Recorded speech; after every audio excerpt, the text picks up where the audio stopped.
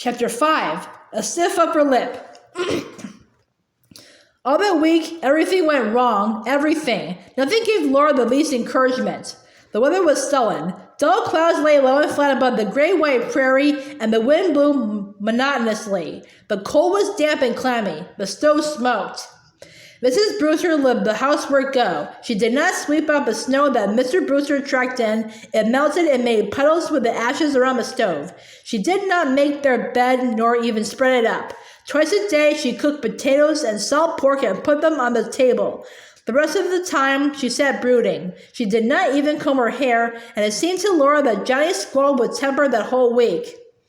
Once Laura tried to play with him, but he only struck at her, and Mrs. Brewster said angrily, "Leave him alone." After supper, he went to sleep on his father's knee, and Mr. Brewster just sat. The air seemed to smolder with Mrs. Brewster's silence, and he sat, Laura thought, like a bump in a log. She had heard that said, but she had not realized what it meant. A bump in a log does not fight anyone, but it cannot be budged. The silence was so loud that Laura could hardly study. When she went to bed, Mrs. Brewster quarreled at Mr. Brewster. She wanted to go back east. Laura could hardly have studied well, anyway. She was so worried about her school. In spite of all she could do, everything went from bad to worse. It began on Monday, when Tommy did not know one word of his spelling lesson. Ruby would not let him have the speller, he said. "Why, Ruby?" Laura said in surprise. But sweet little Ruby turned into a very spitfire. Laura was so startled that before she could stop them, Ruby and Tommy were quarreling. Sternly, Laura stopped that. She went to Tommy's seat and gave him the speller. "Now learn that lesson," said she. "You may stay in at recess and recite it to me." Next day, Ruby did not know her lesson. She stood before Laura with her hands behind her, innocent as a kitten, and said, "I could not learn it, teacher. You gave Tommy the speller." Laura remembered to count 10. Then she said, "So I did.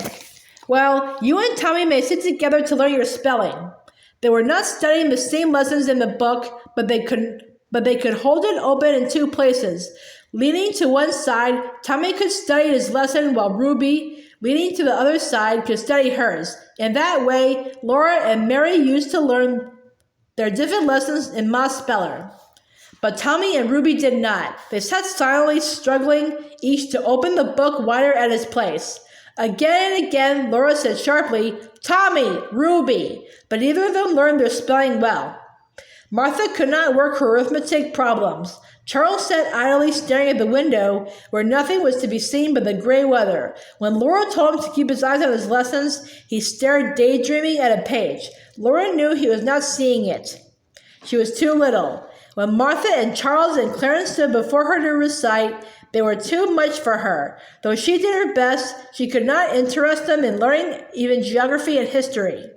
On Monday, Clarence knew part of his history lesson, but when Laura asked him when the first settlement was made in Virginia, he answered carelessly, "Oh, I didn't study that part."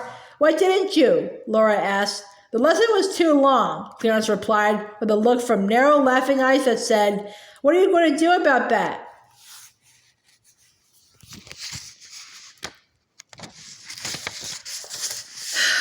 Laura was furiously angry, but as her eyes met his, she knew that he expected her to be angry. What could she do? She could not punish him. He was too big. She must not show any anger.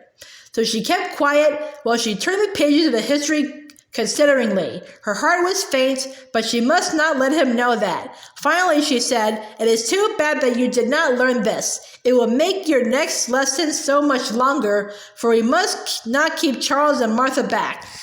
She went on hearing Charles and Martha recite the lesson, but she gave them all another lesson of the usual length. The next day, Clarence did not know his history at all. "It's no use trying to learn such long lessons," he said. "If you do not want to learn, Clarence, you are the loser," Laura told him. She kept on asking him questions in his turn, hoping that he would grow ashamed of answering, "I don't know," but he did not. Every day, she felt more miserably that she was failing. She could not teach school. Her first school would be a failure. She would not be able to get another certificate. She would earn no more money. Mary would have to leave college, and that would be Laura's fault. She could hardly learn her own lessons, though she studied them not only at night, but at noon and recess. When she went back to town, she would be behind her class. All the trouble came from Clarence. He could make Ruby and Tommy behave if he would. He was their older brother. He could learn his lessons. He was much smarter than Martha and Charles. How she wished that she were big enough to give Clarence the whipping he deserved.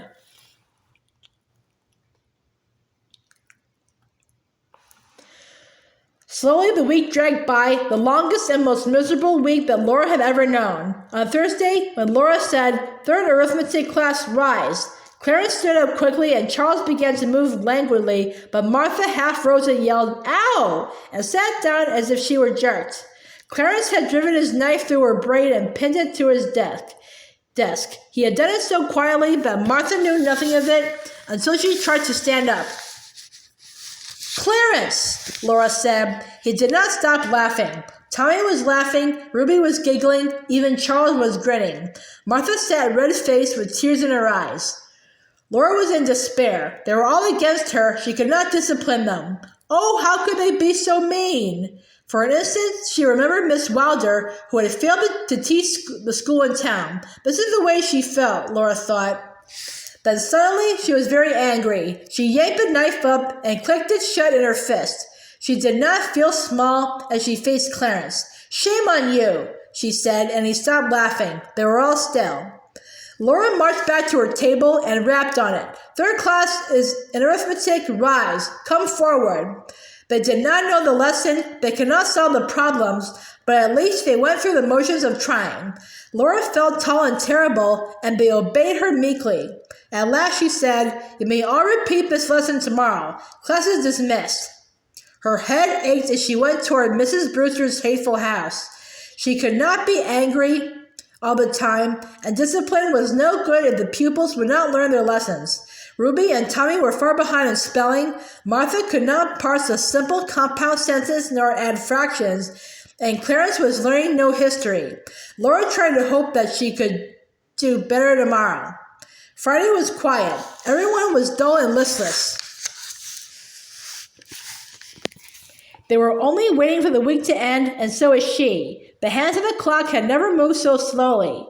In the afternoon, the clouds began to break and the light grew brighter. Just before 4 o'clock, pale sunshine streamed eastward across the snowy land. Then Laura heard sleigh bells faintly ringing. "You may put away your books," she said. That miserable week was ended at last. Nothing more could happen now. School is dismissed.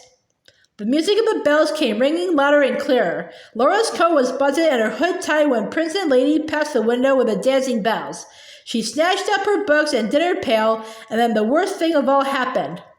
Clarence opened the door, thrust his head in, and shouted, "Teacher's Beau's here!" Almanzo Wilder must have heard. He could not help hearing. Laura did not know how she could face him. What could she say? How could she tell him that she had given Clarence no reason to say such a thing? He was waiting in the cold wind, and the horses were not blanketed. She must go out. It seemed to her that he was smiling, but she could hardly look at him. He tucked her in and said, "All snug?" "Yes, thank you," she answered. The horses went swiftly, their strings of bells merrily ringing. It would be better to say nothing of Clarence, Laura decided. As Ma would say, "Least said, soonest mended."